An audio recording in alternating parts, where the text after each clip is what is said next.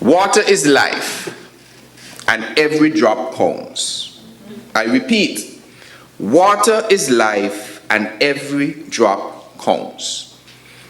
Madam Deputy Speaker, I'll read this statement. In my capacity as Minister with responsibility for public utilities, ETAL, which encapsulates the Water Services Department, I wish to provide a statement on the present state of water supply across St. Kitts and to bring some much needed clarity and understanding to our water reality, as transparent information on this water issue has been absent in recent years. After many years of insufficient attention being paid to our water resources, we are now facing a national water crisis.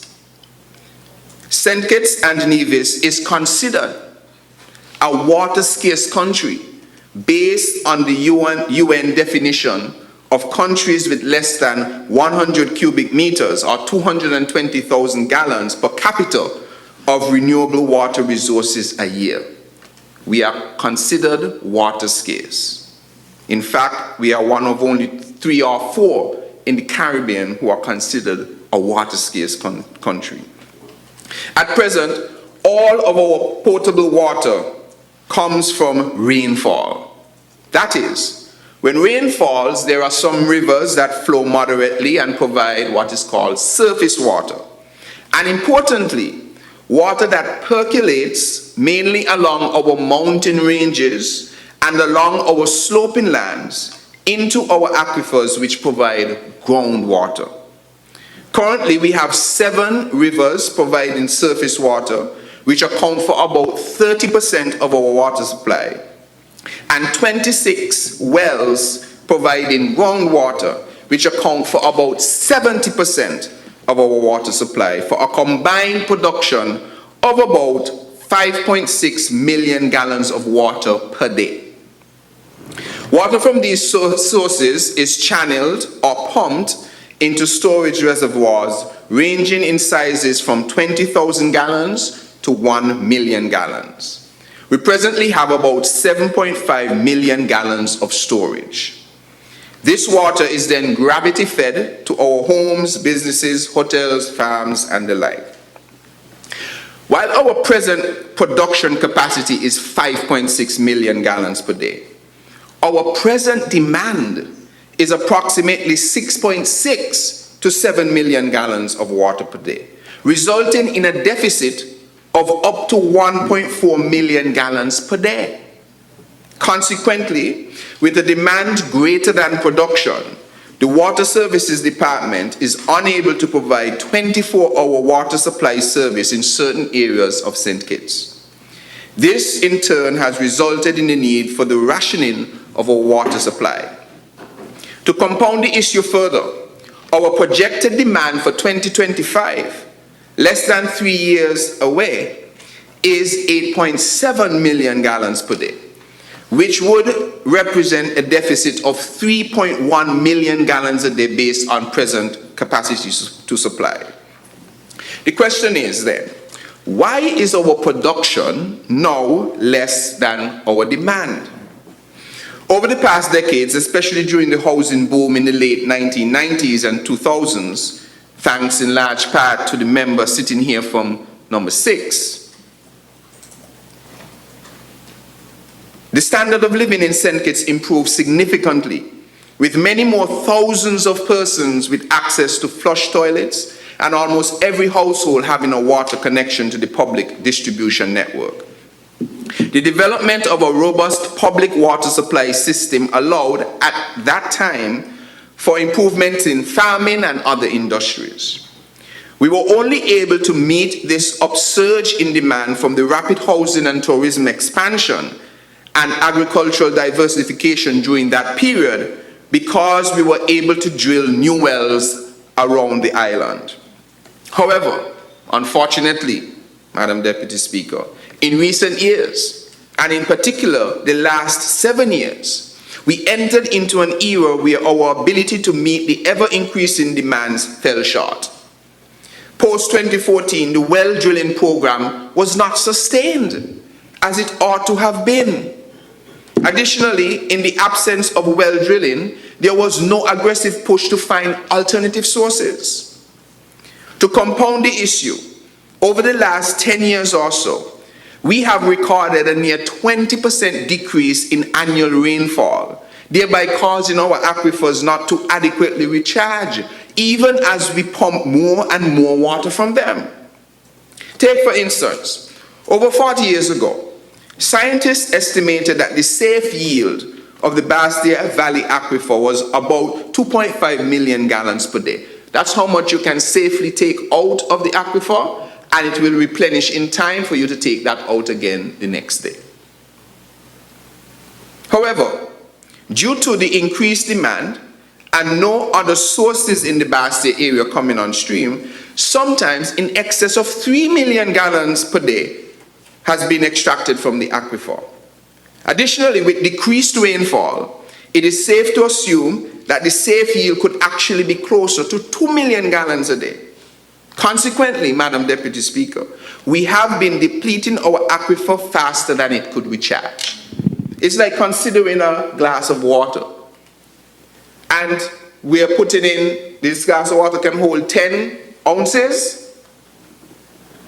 Every day somebody is going to put 1 ounce. The Lord is going to put 1 ounce of water in this. If you use 1 ounce, the glass of water will never end.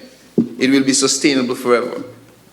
But if you're only putting in 1 ounce, but you're taking out 2 ounces today, only 1 ounce went back in, you take another 2 ounces, that level of water keeps dropping and dropping and dropping. And that is what is happening with our aquifer. So consequently, we have been depleting our aquifer faster than it could recharge. The result is that we are now seeing the signs of saltwater intrusion as our freshwater levels are getting dangerously low. Additionally, as the earth continues to warm due to climate change, we see that our seawater levels are rising, which will resultantly compromise our freshwater table. Thus, I am advised to warn that if saltwater intrusion is allowed to persist because of over-extraction of our wells, our aquifers could be condemned for decades. Let me repeat that again.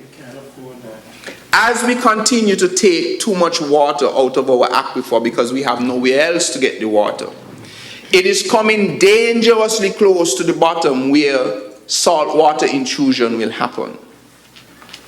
And salt water will come in to replace the fresh water. Because it's all connected, the sea, underneath, St. through the rocks, everything is connected. But salt water is heavier than fresh water, so it stays to the bottom. But if we're taking out all of our fresh water, then saltwater intrusion can happen. I am advised that once that happens, our well, which was our renewable source, will be condemned for decades.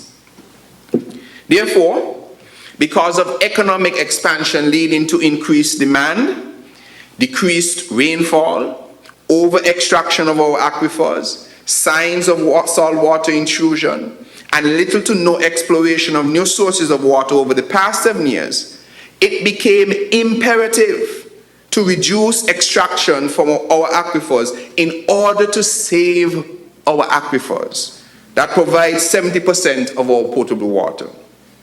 Unfortunately, this has meant that our water supplies have had to be rationed by shutting off reservoirs daily so that they can be partially filled with water for the next day.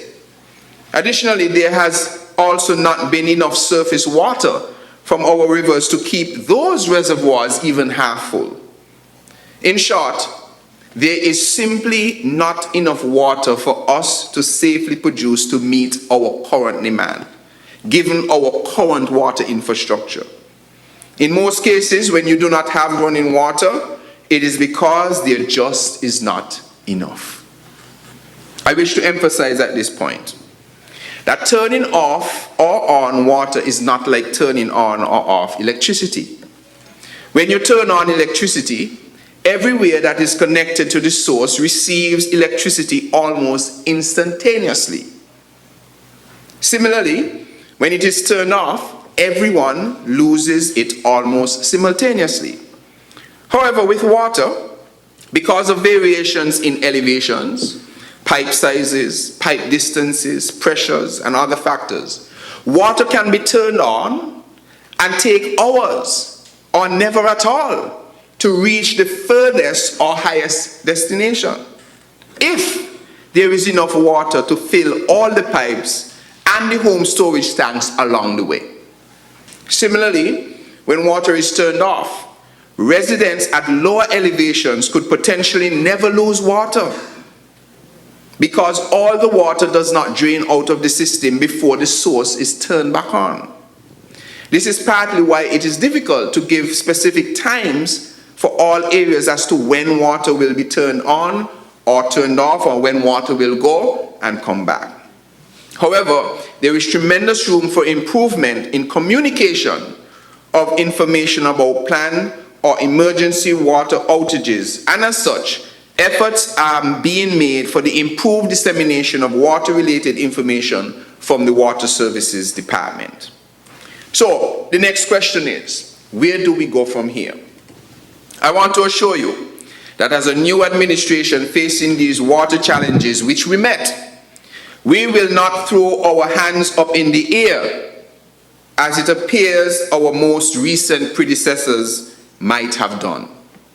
We believe in the resilience of our people, and hence together we will come up with solutions that are practical and sustainable. I have every confidence that we will return to 24-hour water supply. The first low-hanging fruit for us to be able to meet our demand is to reduce our demand and conserve water. It is now critically necessary for us to understand the situation and be willing to change our behavior because, unfortunately, Madam Deputy Speaker, we have had a culture of wasting water. This is largely because of the previous abundance of water supply and its extremely low tariff over the years. Additionally, most of us have grown up being unaware of much of the information which I've just shared in answering the questions of exactly where does our water come from and how much do we have. Toward this end, we will be launching a massive public awareness campaign on our water supply system and the importance of conservation. Madam Deputy Speaker, the reality is this. If all of us today were to reduce our water usage by 20%, we would be immediately able to meet the demand. To do this, we would have to fix our leaking faucets and toilets and install water-efficient faucets, toilets, and appliances where we can. We would have to not be running the water twice as long as is necessary for a shower. We would have to not be using a running hose for the duration of cleaning cars, buildings, etc. We would have to use rainwater harvesting for our irrigation needs, for our gardens and lawns as opposed to government supply, just to name a few. In the coming months, the government will take actions to encourage conservation and strongly discourage wastage. I am therefore appealing to all of us to start the practice of water conservation now, or else we will not have an aquifer to look forward to. Many people ask the following question. With all this rainfall that we have had recently, why don't we capture it in large storage tanks and prevent it from running away to the sea through our guts? This is a very good question. A lot of people ask that question. Firstly, when it rains, Madam Deputy Speaker, as much as 80% of it is lost back to the atmosphere through evaporation from the ground and plants. 18% goes into the ground where it becomes groundwater. Only about 2% runs off into the ocean. Let us then say we constructed 7 1 million gallon capacity tanks. Or maybe let's say we could construct a big 7 million gallon water tank.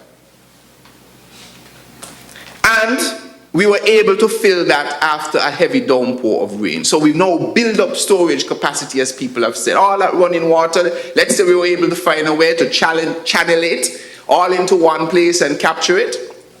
Let's say 7 million gallons worth of storage, which is a lot of storage, a lot of money to build a 1 million gallon tank, much less 7 million gallons worth of storage. But let's say we were able to do that tomorrow. By our current demand of roughly 7 million gallons a day, we would consume that water in 1 day.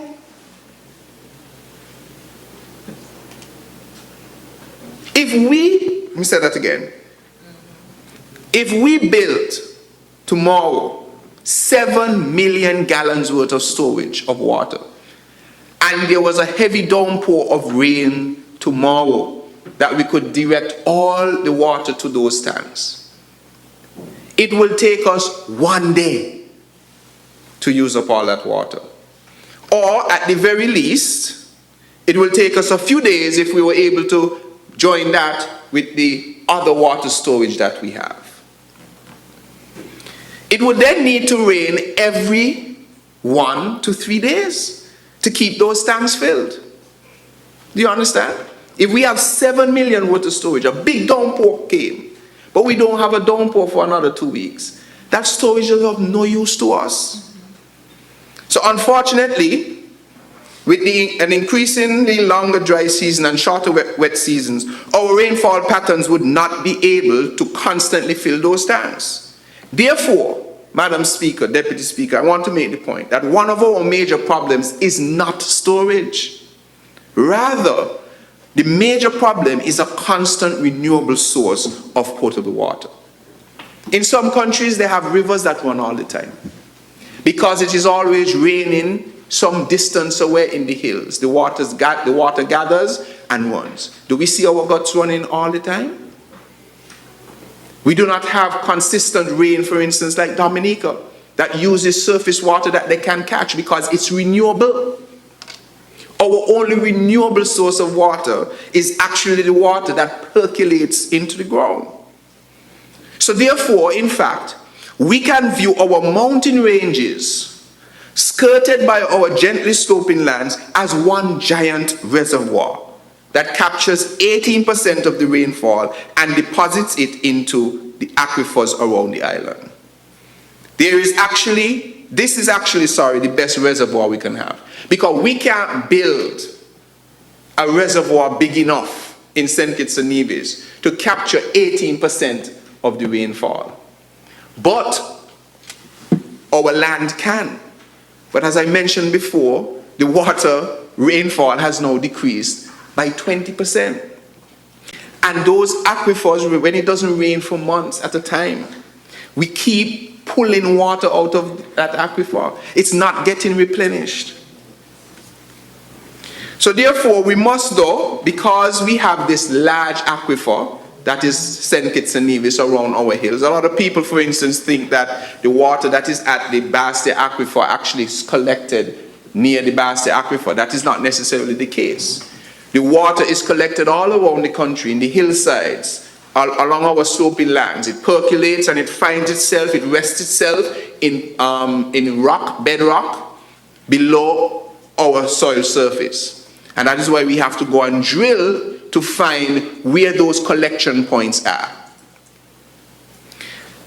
So with us having this big reservoir that can collect 18% of the rainfall, we must ensure that we continue to explore all our groundwater potential. As I am advised, we have explored just about 60% of the island's capacity, with 40% remaining untapped. But it's important to note that we believe we have explored all of our potential in the Basti area. Madam Deputy Speaker, consequently, within the first 3 weeks of being appointed as Minister of Utilities, the services of BEAD, Bedrock Exploration Development Technologies, were re-engaged to continue groundwater well drilling that had been put on go slow or pause over the past 7 years. It's amazing the things people will do on the altar of politics. And it's a member from number 5 was in charge. And the member from previously, the one who was patchy at best, what's his name again? The one who was patchy at best. Patches? Oh, Patches, yes. For 5 years. Who would that be? I want to know.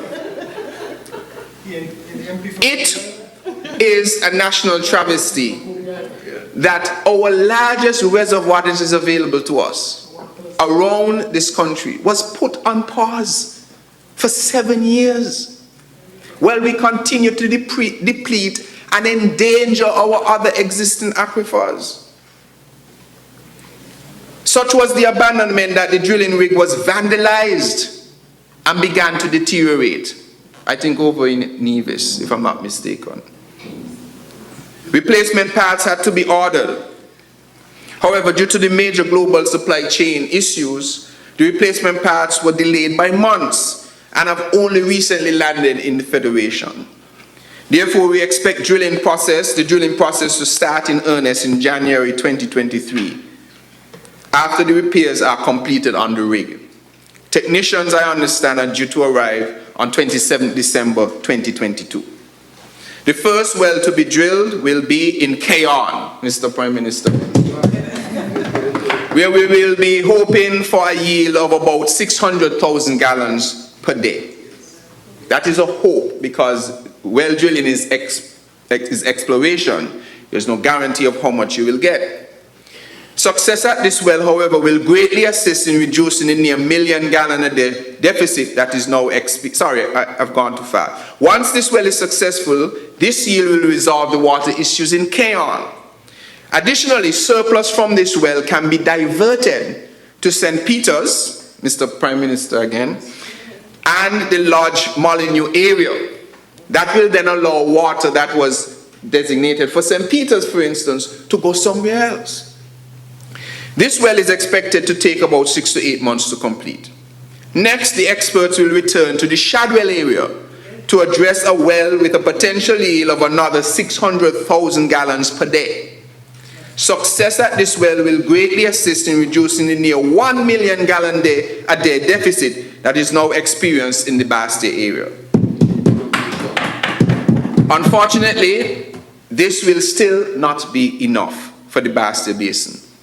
Additionally, I am advised that we have effectively explored all our options from the Bastia Valley Aquifer, which is the aquifer that supplies water to Bastia, St. Peter's, Bird Rock to Frigate Bay over to the southeast and their environments. In fact, the experts are saying we need to cut back extraction, as I mentioned before, of water from the Bastia Valley Aquifer. Consequently, as a result of over-extraction of the Bastia Aquifer, the limited new drilling opportunities in the Bastia Basin, reduced annual rainfall, saltwater intrusion, and continued economic growth expected in the Bastia area, the time has come for us to use desalination of the tremendous renewable resource of the ocean. It is unlimited. We can't finish it in our lifetime or the lifetime of many generations to come. The use of desalination is now mainstream throughout the world, and in the regions such as in Antigua and Barbuda, Anguilla, Barbados, Trinidad and Tobago, and the British Virgin Islands. In fact, desalination has been done here in St. Kitts for almost 20 years, since the opening of the St. Kitts Marriott Hotel and the redevelopment of the Frigate Bay Golf Course. The water requirements were too great for the Water Services Department, and as such, the developers decided to install a desalination plant. The Park Hyatt has also installed its own desalination plant and is not supplied by the public water system. Therefore, in the coming months, under this new administration, the Water Services Department will be taking concrete steps towards the construction of a 2 to 3 million gallon a day desalination plant for the Bastia area. We will also be benefiting from the construction of a small solar powered desalination plant, which is a donation from the United Arab Emirates.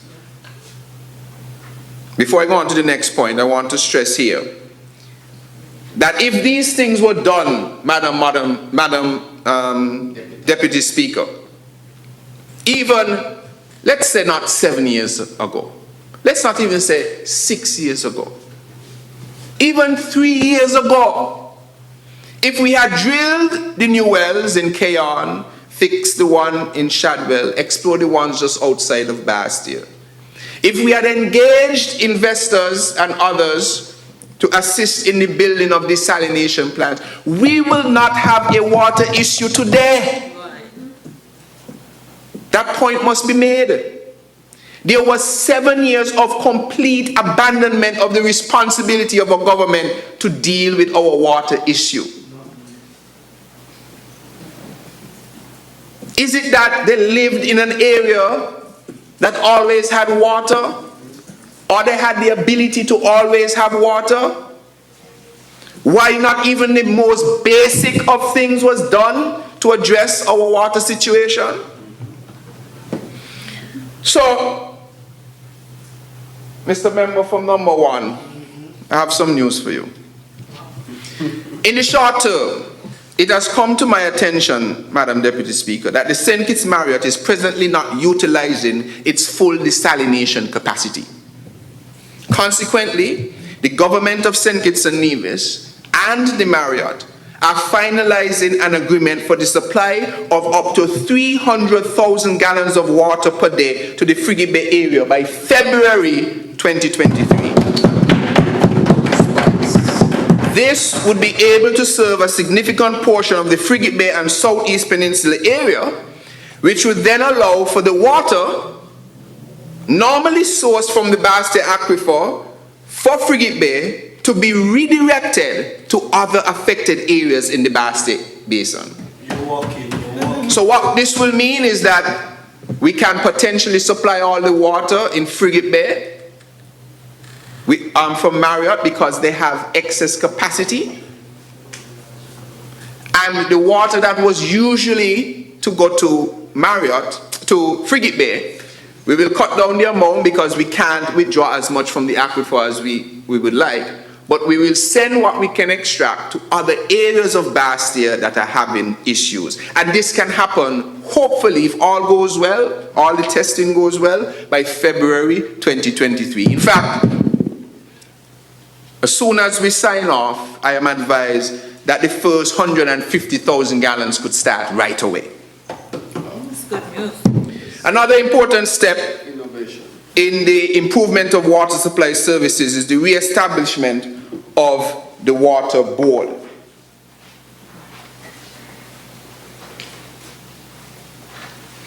The Water Board allows for wider engagement of stakeholders and strengthens the leadership team of the Water Services Department. We also intend to pay closer attention to the proper recruiting and training of engineers, hydrologists, and technicians to ensure added competency and modernization in the operations of the Water Services Department by incorporating the latest technological advancements in the sector. Madam Deputy Speaker, for your information, the Water Board is established under the Water Courses and Waterworks Act. Pursuant to Section 5 of that Act, the board shall consist of the water engineer of the state, or if there be no such water engineer, then the Director of Public Works of the state, and 4 other members to be appointed for such period as may be determined by the Minister acting in accordance with the advice of Cabinet. Section 5 additionally states that the water engineer of the state, or if there be no such water engineer, then the Director of Public Works of the state shall be chairperson of the board and shall preside at all meetings of the board.